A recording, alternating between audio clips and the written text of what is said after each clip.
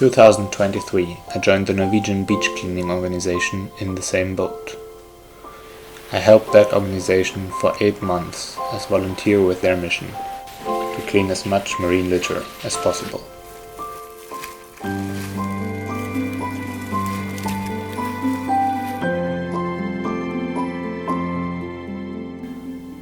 I sailed between Stavanger and Lofoten Islands, and even to Iceland and the Faroe Islands, to clean beaches from plastic and spread awareness about the plastic pollution problem. On the way, I met many amazing people, learned a lot of new things, and made many unforgettable experiences.